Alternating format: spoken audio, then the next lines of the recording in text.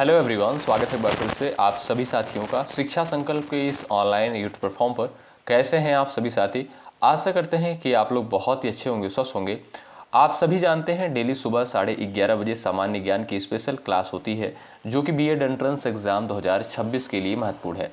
आप किसी भी स्टेट से हैं, उस स्टेट की बीएड प्रवेश परीक्षा की तैयारी में अभी से मेहनत के साथ लग चुके हैं तो डेली सुबह 11:30 बजे इस क्लास को करना बिल्कुल मत भूलिएगा।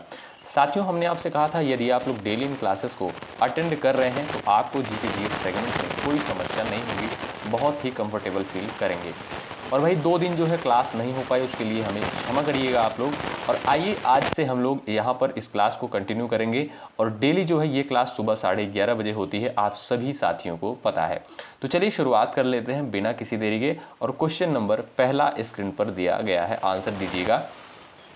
प्रत्येक वर्ष राष्ट्रीय खेल दिवस कब मनाया जाता है? क्वेश्चन नंबर फर्स्ट का आप लोग राइट आंसर बताइएगा। यहाँ पर आपका सही आंसर क्या हो जाएगा? सभी साथियों का उत्तर आना चाहिए। तो भाई जो भी लोग यहाँ पर जा रहे हैं डी ऑप्शन पर, वो बिल्कुल राइट हो जाएंगे।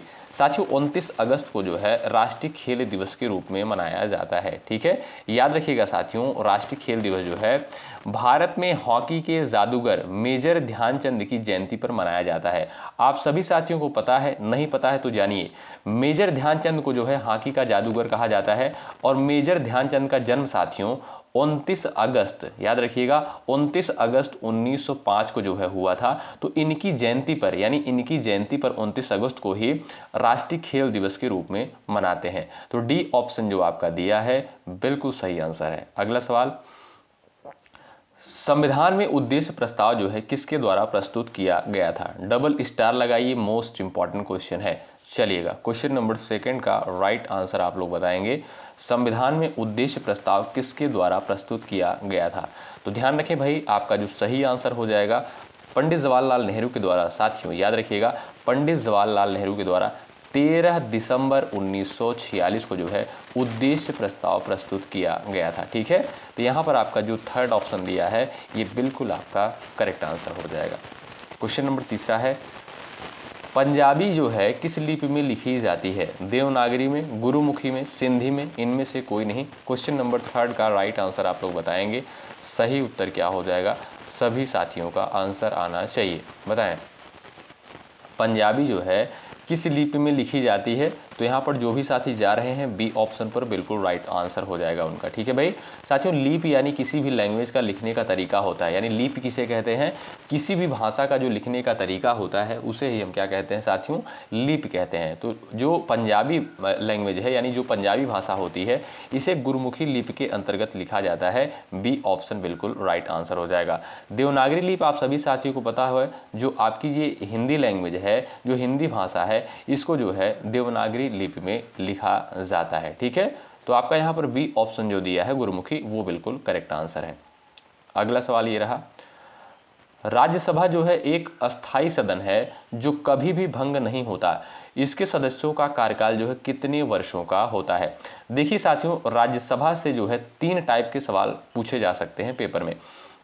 सबसे पहले आपसे ये सवाल पूछेगा कि राज्यसभा जो है ये संसद का उच्च सदन है कि निम्न सदन है? तो आप कहिएगा ये जो है आपका उच्च सदन कहलाता है। ठीक है। अच्छा, दूसरा सवाल ये बनेगा कि राज्यसभा जो होती है इसे अस्थाई सदन कहते हैं या अस्थाई सदन कहते हैं? तो इसे साथियों जो है अस्थाई सदन कहा जाता है। क्यों? क्योंकि इसे जो है कभी भंग नहीं किया जा सकता है। ठीक है, सवाल इस तरीके से भी पूछा जाता है कि ऐसा कौन सा सदन है जिसे भंग नहीं किया जा सकता है? तो वो है साथियों आपकी राज्यसभा। ठीक है, तो इनके सदस्यों का जो कार्यकाल होता है वो होता है 6 वर्ष, यानी बी ऑप्शन जो दिया है बिल्कुल राइट आंसर हो जाएगा। ठीक है साथियों, अगला सवाल देखिए भाई, एशिया की जो है सबसे बड़ी खारे पानी की झील का नाम आप लोग बता दीजिए और कहां पर स्थित है? क्वेश्चन नंबर 5 का आंसर दीजिएगा। आंध्र प्रदेश, तेलंगाना, उड़ीसा और आपका दिया है मणिपुर। क्वेश्चन नंबर 5 का राइट आंसर आप लोग बता सकते हो। एशिया की जो है सबसे बड़ी खारे पानी की झील कहां पर स्थित है और उसका नाम क्या है? तो साथियों यहाँ पर जो आपका थर्ड ऑप्शन दिया है बिल्कुल राइट आंसर हो जाएगा। एशिया की जो सबसे बड़ी खारे पानी की झील है उसका नाम है साथियों चिल्का झील, ठीक है। और ये कहाँ पर स्थित है, ये आपका उड़ीसा राज्य में स्थित है, याद रखिएगा, इंपॉर्टेंट सवाल है। ऑप्शन नंबर थर्ड वाले स्टूडेंट यहाँ पर बिल्कुल करेक्ट हो जाएंगे। अगला सवाल देखिए, एक बार भाई सभी लोग सेशन को लाइक कर दें, शेयर कर दें अपने सभी साथियों के पास। सवाल नंबर छठा है, यक्षगान जो है किस राज्य की प्रमुख नृत्य कला है। क्वेश्चन नंबर 6 का आंसर दीजिए, यहां पर सभी साथियों का उत्तर आना चाहिए, बताएं। यहां पर आपका सही उत्तर क्या हो जाएगा, एक बार सभी साथी कोशिश करिएगा। तो साथियों यक्षगान जो है ये आपका किस राज्य का प्रमुख नृत्य कला है, तो ये है आपका कर्नाटक का। कहाँ का साथियों, कर्नाटक का। डी ऑप्शन बिल्कुल राइट आंसर है। निम्नलिखित में से जो है भारतेंदु हरिश्चंद्र की रचना का नाम कौन सा है, बताइए। क्वेश्चन नंबर 7 का सही उत्तर क्या है, चलिएगा सभी साथियों का उत्तर आना चाहिए। साथियों भारतेंदु हरिश्चंद्र जी को जो है आप सभी जानते होंगे, इन्हें जो है आधुनिक हिंदी साहित्य का जो है जनक कहा जाता है। आपसे सीधा सवाल पूछ सकता है कि आधुनिक हिंदी साहित्य का जनक किसे कहते हैं, तो आप कहिएगा भारतेंदु हरिश्चंद्र को। तो यहाँ पर जो इनकी रचना है साथियों भारत दुर्दशा है। कौन सी, भारत दुर्दशा। ऑप्शन नंबर जो थर्ड दिया है ये बिल्कुल आपका सही उत्तर है।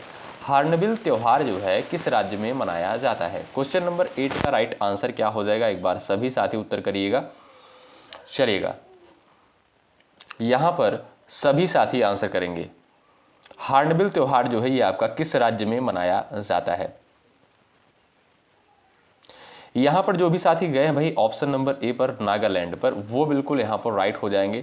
साथियों हार्नबिल महोत्सव जो है ये नागालैंड की जनजाति संस्कृति को प्रदर्शित करता है, ठीक है। इसे साथियों त्योहारों का त्योहार भी कहा जाता है, यानी हार्नबिल जो त्योहार है साथियों इसे त्योहारों का त्योहार कहा जाता है, याद रखिएगा। ऑप्शन नंबर आपका ए बिल्कुल राइट आंसर हो जाएगा, ये नागालैंड से संबंधित है, ठीक है भाई।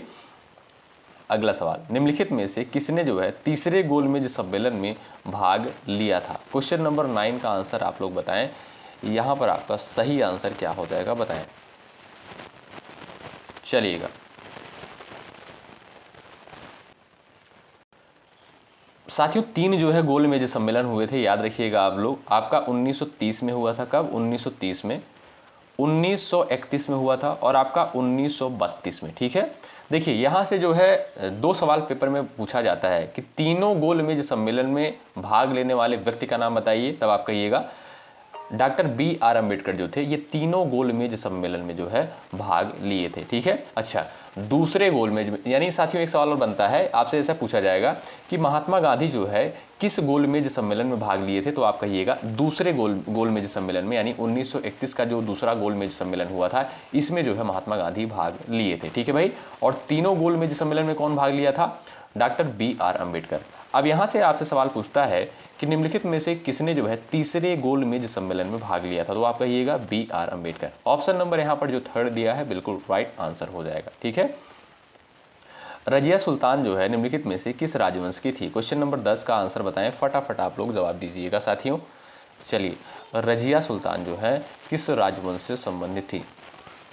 आप सभी साथी जानते होंगे रजिया सुल्तान जो है ये भारत की पहली मुस्लिम महिला शासिका थी। तो यहाँ पर जो आपका राइट आंसर हो जाएगा भाई गुलाम वंश से संबंधित थी, ऑप्शन नंबर बी आपका बिल्कुल राइट आंसर हो जाएगा। अच्छा रजिया सुल्तान किसकी पुत्री थी साथियों, इल्तुतमिश की पुत्री थी। किसकी, इल्तुतमिश की जो है पुत्री थी, याद रखिएगा। अगला सवाल ये रहा, मिताक्षरा पुस्तक जो है निम्नलिखित में से किस क्षेत्र से संबंधित है। कृषि, राजनीति, वित्त, न्यायपालिका, बताइए। यहाँ पर आपका सही आंसर क्या है, मिताक्षरा पुस्तक जो है निम्नलिखित में से किस क्षेत्र से संबंधित है। तो ये साथियों आपका न्यायपालिका से संबंधित है। क्या भाई, न्यायपालिका से संबंधित है। आपका जो डी ऑप्शन दिया है ये बिल्कुल आपका राइट आंसर होगा। अगला सवाल ये रहा, निम्नलिखित में से जो है कौन सी जनजाति नीलगिरी पर्वत से संबंधित है। चलिए क्वेश्चन नंबर 12 का उत्तर दीजिएगा आप लोग।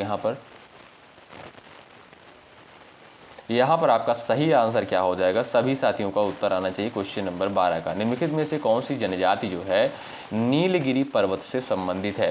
तो आप देखेंगे साथियों जो टोडा जनजाति है, याद रखिएगा बी ऑप्शन करेक्ट हो जाएगा। टोडा जनजाति जो है तमिलनाडु के नीलगिरी पर्वत क्षेत्र में निवास करती है। आपका यहाँ पर जो बी ऑप्शन दिया है बिल्कुल सही उत्तर हो जाएगा। अगला सवाल, तत्वबोधिनी सभा, याद रखिएगा, तत्वबोधिनी सभा की स्थापना किसके द्वारा करी गई थी, बताइएगा।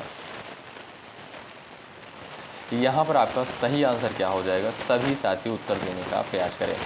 तो साथियों तत्वबोधिनी सभा की स्थापना जो है देवेंद्र नाथ टैगोर के द्वारा जो है करी गई थी। ऑप्शन नंबर जो बी दिया है ये आपका बिल्कुल राइट आंसर हो जाएगा। अगला सवाल, निम्नलिखित में से किस सिंधु घाटी सभ्यता स्थल में वृहत स्नानागार की खोज की गई थी। क्वेश्चन नंबर 14 का आप लोग आंसर करिएगा। यहाँ पर भाई वृहत स्नानागार की खोज जो है कहाँ पर करी गई थी, मोहनजोदड़ो में, बनावली में, लोथल में और आपका दिया है कालीबंगा। चलिए, वृहत स्नानागार साथियों ये जो है आपका एक स्नान करने का जो है स्थान था, स्नान करने का जो है एक जगह था। तो बताइए इसकी खोज कहाँ पर करी गई थी। ध्यान रखें भाई, इसकी खोज जो है याद रखिएगा, राइट आंसर आपका क्या हो जाएगा, मोहनजोदड़ो। ऑप्शन नंबर आपका जो ए दिया है बिल्कुल राइट आंसर हो जाएगा। साथियों कालीबंगा जो है ये आपका कहाँ पर स्थित था, आप देखिएगा ये आपका राजस्थान में। कहाँ पर, राजस्थान में। लोथल साथियों ये आपका गुजरात राज्य में, ठीक है, याद रखें। अगला सवाल देखिएगा, पानीपत का जो है पहला युद्ध किसने जीता था। क्वेश्चन नंबर 15 का उत्तर दीजिए। पानीपत का जो है पहला युद्ध किसने जो है जीता था, इब्राहिम लोदी, बाबर, अकबर और हुमायूं। क्वेश्चन नंबर 15 का राइट आंसर बताएं। चलिए भाई, यहां पर आपका सही आंसर क्या हो जाएगा, आंसर देने का प्रयास करिएगा। बात करें साथियों पानीपत के प्रथम युद्ध की, तो पानीपत का जो प्रथम युद्ध हुआ था 1526 ईस्वी में हुआ था। कब साथियों, 1526 में हुआ था। किसके मध्य हुआ था, बाबर और इब्राहिम लोदी के मध्य हुआ था। किसके, बाबर और इब्राहिम लोदी के मध्य हुआ था। इसमें साथियों बाबर की जो है जीत हुई थी, याद रखिएगा, बाबर की जो है इसमें जीत हुई थी। ऑप्शन नंबर जो बी दिया है ये आपका बिल्कुल सही उत्तर हो जाएगा। अगला सवाल, वर्ष 1923 में गठित स्वराज पार्टी के अध्यक्ष कौन थे। क्वेश्चन नंबर 16 का आंसर बताएं। वर्ष 1923 में गठित स्वराज पार्टी के अध्यक्ष का नाम आप लोग बता दीजिए। यहाँ पर सही आंसर क्या है बताएं। चलिए, सही उत्तर क्या है एक बार कोशिश करिएगा। तो जो भी साथी यहाँ पर जा रहे हैं भाई चित्तरंजन दास पर, वो बिल्कुल राइट हो जाएंगे। वर्ष 1923 में गठित स्वराज पार्टी के अध्यक्ष कौन थे, चित्तरंजन दास थे। ऑप्शन नंबर डी बिल्कुल राइट आंसर हो जाएगा, ठीक है। और सचिव कौन थे भाई, मोतीलाल नेहरू थे। सचिव जो है मोतीलाल नेहरू जी थे। यहाँ पर आप देखेंगे जो डी ऑप्शन दिया है ये बिल्कुल आपका राइट आंसर हो जाएगा। अगला सवाल साथियों ये रहा आपके सामने, इसका आंसर करिएगा। सिपाही विद्रोह के समय गवर्नर जनरल कौन था, बताइए। क्वेश्चन नंबर 17 का यहाँ पर उत्तर आपसे पूछा है, आप लोग जवाब देने का प्रयास करिएगा। सभी साथियों का आंसर आना चाहिए। चलिए, सिपाही विद्रोह भी साथियों इसे कहा जाता है। इसे जो है 1857 की क्रांति भी कहते हैं, आप जानते होंगे, ठीक है। तो एक बार आप लोग आंसर देने का प्रयास करिएगा। सिपाही विद्रोह के समय जो है गवर्नर जनरल कौन था, तो लॉर्ड कैनिंग था। ऑप्शन नंबर आप देखेंगे जो ए दिया है ये आपका बिल्कुल सही उत्तर हो जाएगा। जो भी साथी ए ऑप्शन पर गए हैं राइट है। विश्व स्वास्थ्य दिवस जो है साथियों कब मनाया जाता है, क्वेश्चन नंबर 18 का आंसर दीजिएगा आप लोग। चलिए, सभी साथी यहाँ पर आंसर देने का प्रयास करें। मोस्ट इंपॉर्टेंट सवाल है साथियों। बात करें साथियों विश्व स्वास्थ्य दिवस जो है कब मनाया जाता है, 7 अप्रैल को मनाया जाता है, ठीक है। ऑप्शन नंबर बी बिल्कुल राइट आंसर हो जाएगा। अच्छा साथियों 7 अप्रैल को ही विश्व स्वास्थ्य दिवस क्यों मनाया जाता है, क्योंकि साथियों WHO की स्थापना, याद रखिएगा, वर्ल्ड हेल्थ ऑर्गेनाइजेशन यानी विश्व स्वास्थ्य संगठन की स्थापना जो है 7 अप्रैल 1948 को हुई थी। कब, 7 अप्रैल 1948 को। इसीलिए साथियों 7 अप्रैल को प्रत्येक वर्ष विश्व स्वास्थ्य दिवस के रूप में मनाया जाता है, ठीक है। अच्छा, WHO का साथियों मुख्यालय कहाँ पर स्थित है, कई बार पेपर में सवाल पूछा गया है। WHO का मुख्यालय कहाँ पर स्थित है, तो याद रखिएगा आप लोग, जिनेवा में जो है इसका मुख्यालय स्थित है, ठीक है साथियों। ऑप्शन नंबर आप देखेंगे बी जो दिया है बिल्कुल राइट आंसर है। इनमें से कौन सा देश जो है तंबाकू का सबसे बड़ा उत्पादक देश है, क्वेश्चन नंबर 19 का उत्तर बताइएगा आप लोग। इनमें से कौन सा देश तंबाकू का सबसे बड़ा उत्पादक देश है, क्वेश्चन नंबर 19 का सभी साथियों का आंसर आना चाहिए। चलिए, चीन है, भारत है, संयुक्त राज्य अमेरिका है और आपका दिया तुर्की। तो आपका सही आंसर क्या हो जाएगा भाई, चाइना। ऑप्शन नंबर ए वाले साथी यहाँ पर बिल्कुल राइट हो जाएंगे, याद रखें। अगला सवाल, ओजोन परत वायुमंडल की निम्नलिखित में से किस परत में पाई जाती है, क्वेश्चन नंबर 20 का उत्तर बताइए आप लोग भाई। ओजोन परत साथियों ये जो है वायुमंडल के किस परत में पाई जाती है? सभी साथियों का आंसर आना चाहिए। तो ये साथियों आपका जो है समताप मंडल में पाई जाती है, जो ओजोन की परत होती है। ठीक है, ओजोन परत आप सभी साथी को पता होगा कि जो आपका सूर्य से आने वाली अल्ट्रावायलेट रेज होती है उनको जो है अवशोषित करने का कार्य करती है। ठीक है, यानी ए ऑप्शन आपका यहाँ पर बिल्कुल राइट आंसर हो जाएगा। ओजोन परत जो है आपका समताप मंडल में पाई जाती है। सवाल नंबर अगला है, भोर का तारा साथियों किस ग्रह को कहा जाता है? बृहस्पति, मंगल, शुक्र और आपका दिया है बुध। यहाँ पर सभी का उत्तर आना चाहिए। चलिए भाई, भोर का तारा साथियों किसे कहते हैं? तो आप देखेंगे जो शुक्र है इसे जो है आपका भोर का तारा कहा जाता है। ऑप्शन नंबर थर्ड आपका बिल्कुल राइट आंसर हो जाएगा साथियों। शुक्र के बारे में कुछ जानकारियां आप लोग इकट्ठा कर लीजिए, बहुत ही इंपॉर्टेंट है। जैसे अगर आपसे पूछा जाए कि सबसे चमकीला ग्रह कौन सा है, चमकीला ग्रह कौन सा है भाई, तो वो है आपका शुक्र। साँझ का तारा किसे कहते हैं? शुक्र को। भोर का तारा किसे कहते हैं? शुक्र को। पृथ्वी की बहन किसे कहा जाता है? शुक्र को। ठीक है, इन सारे पॉइंट्स को आप लोग याद रखिएगा, इंपॉर्टेंट है। ठीक साथियों, और बुध के बारे में आप जानते होंगे, ये जो है आपका सबसे छोटा ग्रह है। कौन सा? सबसे छोटा ग्रह है। बृहस्पति जो है साथियों ये आपका सबसे बड़ा ग्रह है। ठीक है, और ये जो मंगल दिया है साथियों इसे लाल ग्रह कहा जाता है। ठीक है, इन सारे पॉइंट्स को याद रखिएगा और आपका राइट आंसर इस क्वेश्चन का क्या हो जाएगा भाई? शुक्र को जो है भोर का तारा कहा जाता है। Option number third right. अगला सवाल ये रहा, निम्नलिखित में से कौन सी जल डमरू मध्य जो है श्रीलंका को भारत से विभाजित करती है? क्वेश्चन नंबर 22 का उत्तर आप लोग देंगे फटाफट। चलिए भाई, भारत श्रीलंका को विभाजित करने वाली जल डमरू मध्य जो है कौन सी है? क्वेश्चन नंबर 22 का आंसर सभी का आना चाहिए। इंपॉर्टेंट सवाल है, परीक्षा में पूछा गया है, तो ध्यान रखें। पाक जल संधि, इसमें कन्फ्यूजन ये होता है, यहाँ पर पाक दिया रहता है तो ज़्यादातर स्टूडेंट जो है पाकिस्तान पे टिक लगा देते हैं, यानी भारत पाकिस्तान पे टिक लगा देते हैं, जबकि ये जवाब आपका गलत होता है। ठीक है, यहाँ पर अगर आपसे पूछा जाए कि भारत श्रीलंका को विभाजित करने वाली जल डमरू मध्य कौन सी है, तो आप कहिएगा पाक जल संधि है। याद रखिएगा साथियों, ए ऑप्शन बिल्कुल राइट आंसर हो जाएगा। अगला सवाल, दक्षिण भारत की जो है प्रमुख नदियां कौन सी हैं जो अरब सागर में गिरती हैं? क्वेश्चन नंबर 23 का उत्तर बताइए आप लोग। चलिए, इसमें से आप लोग बता दीजिएगा कौन सी नदी जो है अरब सागर में गिरती है। फटाफट उत्तर देने का प्रयास करें। तो आप देखेंगे यहाँ पर जो आपका नर्मदा और ताप्ती, ये आपका डी ऑप्शन बिल्कुल राइट आंसर हो जाएगा। ये साथियों आपका कहाँ पर? ये अरब सागर में गिरने वाली नदियाँ हैं। अगला सवाल ये देखिएगा, आपकी स्क्रीन पर है, कोडरमा अभ्रक उत्पादक केंद्र जो है किस राज्य में स्थित है?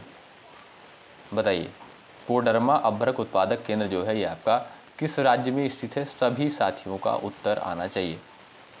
चलिए भाई, केरल में है, झारखंड में है, उड़ीसा में है और आपका दिया है बिहार। तो ये साथियों आपका कहाँ पर है? ये आपका बिहार, झारखंड में है। याद रखें, बी ऑप्शन बिल्कुल राइट आंसर हो जाएगा। साथियों एक बार बताइए आप लोग, मसालों का बगीचा किसे कहा जाता है? मसालों का बगीचा किसे कहते हैं? केरल को। याद रखिएगा, इंपॉर्टेंट है, पेपर में पूछा गया है और ये यूपी बीएड में सवाल आया हुआ है। ठीक है, अगला सवाल, रजत क्रांति साथियों किससे संबंधित है? क्वेश्चन नंबर 25 का आंसर बताइए। रजत क्रांति जो है ये आपका किससे संबंधित है?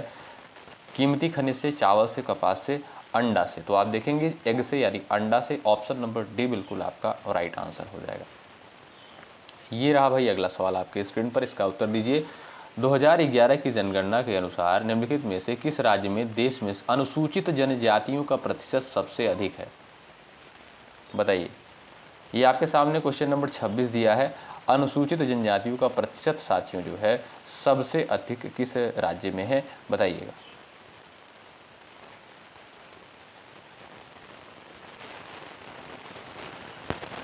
तो भाई जो आपका सही आंसर साथियों हो जाएगा, बिल्कुल सही उत्तर जो हो जाएगा, यहाँ पर जो भी साथी जा रहे हैं मध्य प्रदेश पर, मध्य प्रदेश पर जो जा रहे हैं वो बिल्कुल यहाँ पर राइट हो जाएंगे। ठीक है, आगे बढ़ते हैं। क्वेश्चन नंबर 27 है, भारत के संविधान में अस्पृश्यता का उन्मूलन किस अनुच्छेद में है? मोस्ट इंपॉर्टेंट क्वेश्चन है, बताइए। अनुच्छेद 21 है, 16 है, अनुच्छेद 17 है और आपका दिया है अनुच्छेद 28। अस्पृश्यता का उन्मूलन यानी छुआछूत का अंत, ये जो है आपका किस अनुच्छेद में है? क्वेश्चन नंबर 27 का जो राइट आंसर हो जाएगा अनुच्छेद 17 में दिया है। ऑप्शन नंबर थर्ड आपका बिल्कुल सही उत्तर होगा। भारतीय संविधान के किस भाग में जो है मौलिक अधिकार निहित है? क्वेश्चन नंबर 28 का उत्तर दीजिए आप लोग भाई। मौलिक अधिकार का वर्णन साथियों किसमें किया गया है? भाग 4 में है, भाग 5 में है, भाग 3 में है और आपका दिया है भाग 4A। तो साथियों भाग 4A में आप देखेंगे इसमें जो है मौलिक कर्तव्य को रखा गया है। क्या भाई? मौलिक कर्तव्य को इसमें रखा गया है। और भाग 4 में आप देखेंगे साथियों इसमें जो है राज्य के नीति निर्देशक सिद्धांत को रखा गया है। राज्य के नीति निर्देशक तत्व को जो है रखा गया है भाग 4 में, ठीक है। और भाग 3 में देखेंगे साथियों इसमें जो है आपका मौलिक अधिकार को रखा गया है। ऑप्शन नंबर 3 जो है बिल्कुल राइट आंसर हो जाएगा। भारत के संविधान में मौलिक कर्तव्यों की अवधारणा किस देश से ली गई है? क्वेश्चन नंबर 29 का आंसर दे सकते हो आप लोग। भारत के संविधान में मौलिक कर्तव्यों की अवधारणा किस देश से ली गई है? तो साथियों जो मौलिक कर्तव्य की अवधारणा है ये आपका सोवियत संघ रूस से ली गई है। ए विकल्प आपका राइट हो जाएगा, ठीक है। और अगर देखेंगे साथियों मौलिक कर्तव्य की संख्या वर्तमान समय में कितनी है भारत में, तो 11 मौलिक कर्तव्य हैं भारतीय संविधान में जो है निहित हैं। 11 मौलिक कर्तव्य हैं और भारतीय संविधान में साथियों 6 मौलिक अधिकार जो है निहित है वर्तमान समय में, ठीक है। बात करें साथियों अमेरिका में, आप जानते होंगे साथियों अमेरिका से कौन सा प्रावधान लिया गया है जो कि इंपॉर्टेंट है, वो है आपका साथियों मौलिक अधिकार, ठीक है। मौलिक अधिकार जो है अमेरिका से लिया गया है। जर्मनी से साथियों आपातकाल संबंधी उपबंध लिया गया है। क्या भाई? आपातकाल संबंधित उपबंध कहाँ से लिया गया है? जर्मनी से लिया गया है। ऑस्ट्रेलिया से साथियों याद रखिएगा समवर्ती सूची की अवधारणा जो है ऑस्ट्रेलिया के संविधान से ली गई है। तो ये सारे क्वेश्चन बेहद बेहद बेहद इंपॉर्टेंट है, याद रखिएगा जो पॉइंट मैं आपको बताया हूँ। अगला सवाल, किस संवैधानिक संशोधन के द्वारा जो है मताधिकार की आयु 21 वर्ष से घटाकर 18 वर्ष कर दी गई? बताइए। यानी पहले साथियों जो मतदान करने की आयु हुआ करती थी वो 21 वर्ष हुआ करती थी, लेकिन अब देखेंगे जो है ये 18 वर्ष हो गई है, ठीक है। ये अच्छा ये कब से हुआ है ये आप लोग बताइए यहाँ पर भाई। चलिए तो भाई जो भी साथी यहाँ पर बी ऑप्शन पर गए हैं वो बिल्कुल राइट है। 61वां संविधान संशोधन 1988 के द्वारा जो है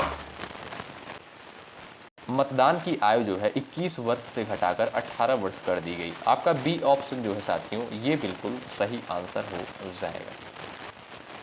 अगला सवाल ये रहा, इसका उत्तर आप लोग फटाफट करिएगा। निम्नलिखित में से कौन सा जो है ग्राम पंचायत की आय का स्रोत है? भूमि कर, आयकर, बिक्री कर, संपत्ति कर। ये क्वेश्चन नंबर 31 दिया है, इसका उत्तर आप लोग करेंगे फटाफट भाई। चलिए सभी साथियों का उत्तर आना चाहिए। तो जो भी साथी यहाँ पर जा रहे हैं भूमि कर पर वो बिल्कुल राइट हो जाएंगे। ए ऑप्शन बिल्कुल सही है।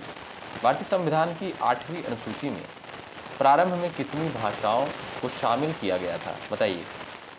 यानी प्रारंभ में साथियों भारतीय संविधान की 8वीं अनुसूची में कितनी भाषाएं शामिल थी? यहाँ पर सही उत्तर क्या हो जाएगा बताएं। 14, 18, 16 और आपका दिया है 22।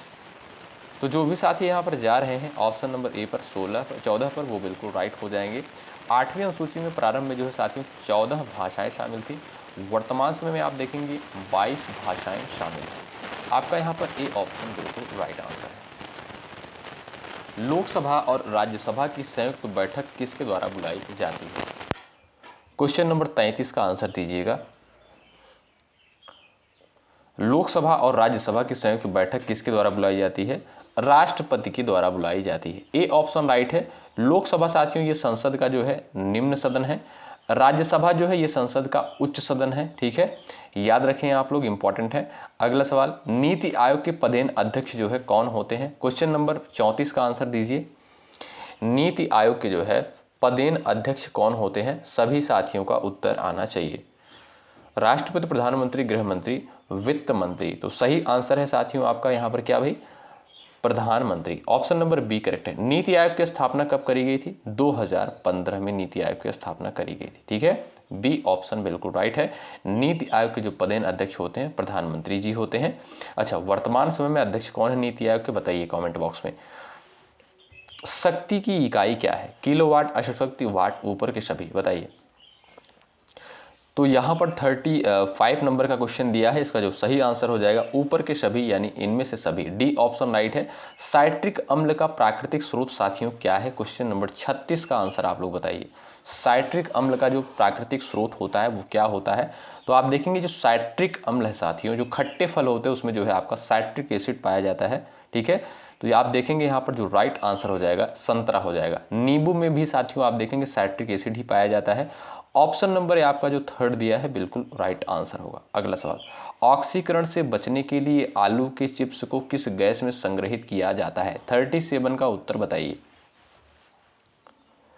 चलिए भाई, यानी जो आलू का चिप्स का पैकेट होता है आप जानते होंगे साथियों, जो लेज आपका मिलता है और भी कई कंपनियां जो है बनाती हैं, तो उसको सुरक्षित रखने के लिए उसको संग्रहित किया जाता है। उसमें साथियों कौन सी गैस होती है उस पैकेट में जिससे वो खराब ना हो? तो वो साथियों होती है आपकी नाइट्रोजन। ए ऑप्शन बिल्कुल राइट आंसर हो जाएगा, ध्यान रखें। अगला सवाल ये रहा, निम्नलिखित में से कौन सी जो है ग्रीन हाउस गैसें नहीं हैं? इसमें से आप लोग बता सकते हो कौन सी जो है ग्रीन हाउस गैस नहीं है। कार्बन डाइऑक्साइड यानी CO2 हो गया, मीथेन यानी आपका CH4 हो गया, यहाँ पर दिया है क्लोरोफ्लोरोकार्बन, क्लोरोफ्लोरोकार्बन यानी CFC जिसे बोलते हैं साथियों। तो आप देखेंगे ये तीनों जो हैं ये आपकी ग्रीन हाउस गैसें हैं, लेकिन ऑक्सीजन जो है आपकी ग्रीन हाउस गैस नहीं है। ठीक है, ऑक्सीजन साथियों वायुमंडल में कितना पाया जाता है?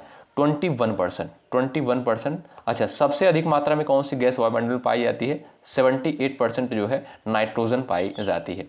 कार्बन डाइऑक्साइड देखेंगे आप लोग 0.03% लगभग जो है आपका कार्बन डाइऑक्साइड पाई जाती है। मौलिक कर्तव्य की संख्या कितनी है बताइए? मौलिक कर्तव्य की साथियों संख्या कितनी है? तो वो है साथियों 11। कितनी? 11। ऑप्शन नंबर ए करेक्ट है। अगला सवाल, मोहनजोदड़ो का जो है स्थानीय नाम क्या था? क्वेश्चन नंबर 40 का उत्तर दीजिए आप लोग। मोहनजोदड़ो का जो है स्थानीय नाम क्या था? तो ध्यान रखें भाई, मोहनजोदड़ो का जो स्थायी नाम था वो था मृतकों का टीला। क्या साथियों? मृतकों का टीला। डी ऑप्शन बिल्कुल राइट है। बुद्ध जो है किस वंश से संबंधित थे बताइए? क्वेश्चन नंबर 41 का आंसर क्या है? चलिएगा, सभी साथियों का उत्तर आना चाहिए। चलिए भाई, तो बुद्ध की बात करें साथियों, ये जो है किस वंश से संबंधित है? शाक्य वंश से। ऑप्शन नंबर आपका थर्ड बिल्कुल राइट आंसर हो जाएगा। इनका जन्म साथियों कब हुआ था? 563 ईसा पूर्व में जो है इनका जन्म हुआ था। कहाँ पर? लुम्बिनी में हुआ था। कहाँ पर साथियों? लुम्बिनी में। याद रखिएगा साथियों, इनका जन्म कहाँ पर हुआ था? लुम्बिनी में हुआ था। और इन्होंने अपना पहला उपदेश, प्रथम उपदेश कहाँ पर दिया था? सारनाथ में जो है इन्होंने अपना पहला उपदेश दिया था। ठीक है, अगला सवाल, कलिंग युद्ध साथियों किस वर्ष हुआ था बताइए? 42 का आंसर दीजिए। कलिंग युद्ध जो है कब हुआ था? तो याद रखें, इंपॉर्टेंट है, 261 BC में। ऑप्शन नंबर ए बिल्कुल राइट है। जैन धर्म का पहला तीर्थंकर किसे माना जाता है? चलिए, जैन धर्म में साथियों कुल कितने तीर्थंकर हुए? 24 तीर्थंकर हुए। 24वें तीर्थंकर कौन थे? महावीर स्वामी। कौन? महावीर स्वामी। और प्रथम तीर्थंकर साथियों कौन थे? ऋषभ देव। और 23वें तीर्थंकर का नाम क्या था? पाषाणनाथ। तो ये आपका जो थर्ड ऑप्शन दिया है बिल्कुल राइट आंसर हो जाएगा। याद रखें, पूछा जाता है ये तीन तीर्थंकर जो है इंपॉर्टेंट है, यहीं से सवाल बनता है। पाषाणनाथ कौन से तीर्थंकर थे भाई? ये 23वें थे। महावीर स्वामी 24वें थे। ऋषभ देव ये जो आपके प्रथम थे। ऑप्शन थर्ड राइट हो जाएगा। चलिए, गीत गोविंद के रचयिता कौन थे बताइए? गीत गोविंद के रचयिता साथियों यहां पर आप लोग बताइएगा, फटाफट आंसर देने का प्रयास करिएगा। Vidyapati Vedvyas, Jaidev, Vishnu Sharma. Option third right है, जयदेव। ऑप्शन थर्ड बिल्कुल करेक्ट आंसर है। अगला सवाल, भाई सभी लोग सेशन को लाइक कर दें, शेयर कर दें अपने सभी साथियों के पास। जो भी साथी चैनल पर नए हैं जुड़ सकते हैं, निश्चित रूप से यहाँ से आपको हेल्प मिलेगी।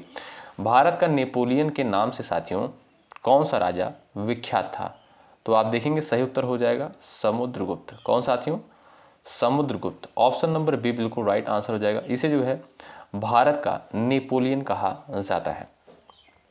भारत की संविधान सभा का जो है संवैधानिक सलाहकार कौन था? क्वेश्चन नंबर 46 का राइट आंसर आप लोग बताइएगा, फटाफट उत्तर दीजिएगा भाई, इसका सही आंसर क्या होगा?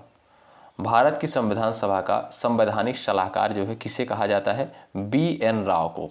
BN राव को सवाल पूछा गया है पेपर में, BN राव को। ऑप्शन नंबर आप देखेंगे थर्ड बिल्कुल राइट आंसर हो जाएगा। ठीक है, आगे बढ़ते हैं। क्वेश्चन नंबर नेक्स्ट है, निम्नलिखित में से जो है किस देश का जो है अलिखित संविधान है? अमेरिका, ब्रिटेन, पाकिस्तान और भारत। भारत का साथियों आप जानते हैं ये आपका लिखित संविधान है। अलिखित संविधान जो है साथियों वो है आपका ब्रिटेन का। ऑप्शन नंबर बी आपका बिल्कुल सही उत्तर है। प्रेस की स्वतंत्रता भारतीय संविधान के किस अनुच्छेद से संबंधित है बताइए? प्रेस की स्वतंत्रता मोस्ट इंपॉर्टेंट सवाल है, वो है साथियों आपका अनुच्छेद 19। आपका यहाँ पर राइट आंसर हो जाएगा ए ऑप्शन, बिल्कुल सही हो जाएगा भाई। और ये साथियों आज की क्लास का लास्ट सवाल, इसका आंसर आप लोग करिएगा। महावीर ने जो है निर्वाण कहाँ प्राप्त किया था? साथियों निर्वाण होगा, याद रखिएगा निर्वाण होगा। तो इसका आंसर आप लोग करिएगा। देखते हैं ऐसे कितने साथी हैं जिनका आंसर बिल्कुल सही और सटीक आता है। ज़रूर से ज़रूर आप लोग आंसर देने का प्रयास करिएगा, ठीक है। ये क्लास कैसी लगी कमेंट बॉक्स में आप लोग ज़रूर बताएं, और डेली इस क्लास को आप लोग करना बिल्कुल मत भूलिएगा। इंपॉर्टेंट क्लास होती है, परीक्षा के दृष्टिकोण से जो है वेरी वेरी इंपॉर्टेंट होती है। आप देखिएगा साथियों, पिछले साल का पेपर उठाकर ज़रूर देखिए। देखिए चैनल पर भी आपको जो है ये सारी क्लासेज आपको प्रोवाइड की जाएंगी जो पिछले वर्षों में क्वेश्चन पूछे जा चुके हैं, ठीक है। यूपी बीएड हो गया, आपका बिहार बीएड हो गया, तो जो आपके पिछले साल में प्रश्न पत्र पूछे गए वो सारी चीज़ें आपको दी जाएंगी। हालांकि आप वीडियो अगर सर्च करेंगे तो मिल जाएगा, हमारे चैनल पर ही अपलोड है। पिछले वर्षों के प्रश्न पत्र जो है डिस्कस किए गए हैं, लेकिन नए आधार पर, यानी हम ये कह सकते हैं कि नई क्लासेस जो है उसकी प्रोवाइड की जाएंगी आपको, ठीक है। तो उसके लिए आप लोग बिल्कुल बेफिक्र रहिएगा। जब हम यहाँ पर जो है उन क्वेश्चंस को करेंगे जो पेपर में पूछे जा चुके हैं, तब चीज़ें आपको क्लियर हो जाएंगी कि हाँ जो क्वेश्चन का लेवल होता है बहुत ज़्यादा हार्ड लेवल का क्वेश्चन पेपर में नहीं पूछा जाता है, ठीक है साथियों। चलिए मिलते हैं आपसे अगली क्लास में। यदि आप चैनल पर नए हैं जुड़ जाइएगा, डिस्क्रिप्शन बॉक्स में टेलीग्राम चैनल का लिंक दिया गया है, जुड़ जाइएगा। अगली क्लास में मिलते हैं, तब तक के लिए जय हिंद जय भारत।